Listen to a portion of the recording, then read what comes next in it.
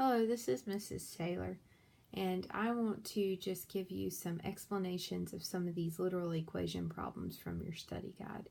So I'm going to talk about number 2, 3, and 4. And to start with, number 2 tells you to solve the formula I equals PRT for T. And PRT means P times R times T. And so if I want to solve that for T, I first need to ask myself, what is happening to T?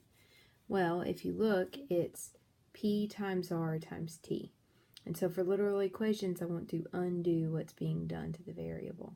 And if it's being multiplied by other things, then to undo that, the opposite of multiplying is to divide. So I would first divide. Now what do I divide by? I divide by what T is being multiplied by P and by R.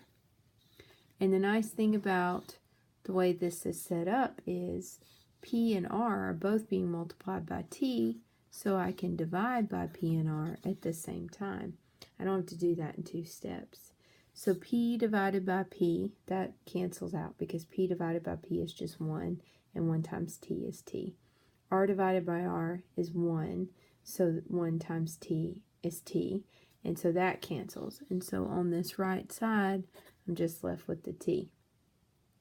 And then I divided by PR, well, that can't simplify because none of those variables are the same.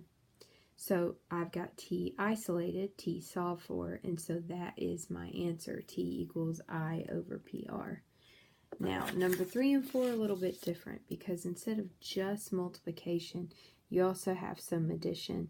And so it changes a little bit how I approach those. So for number 3 and 4, the direction said solve for the indicated variable. And it's the same equation. It's just they want you to solve for a different variable. So number 3 wants you to solve this equation, 6 equals hj plus k for j. Ask yourself, what is happening to j? Well, j is being multiplied by h, and then that is being added to k. And when you solve, you want to work backwards through the order of operations. You want to add and subtract first, and then multiply and divide. So to undo the adding of k, the opposite would be to subtract k. So subtract k from both sides. That would give me 6 minus k, because those are not like terms, equals hj. Well, now it's h times j. To undo multiplication, I divide. Divide by what is being multiplied by j, which is h. Divide both sides because it's an equation. Whenever I do to one, I do to the other. And these are all different variables or terms. So that is as far as I can go with simplification. So my final answer is j equals 6 minus k over h. Number 6 changes things. Instead of for j, it's for k. And if you look at the equation, the only thing that's happening to k is it's being added to hj. That's one operation. I can undo that in 1 step.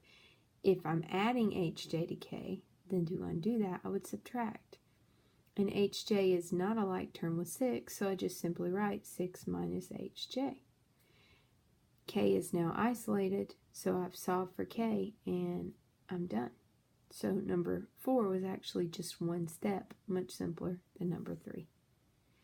And that is just a really quick explanation of those 3 literal equation literal equation problems from your study guide.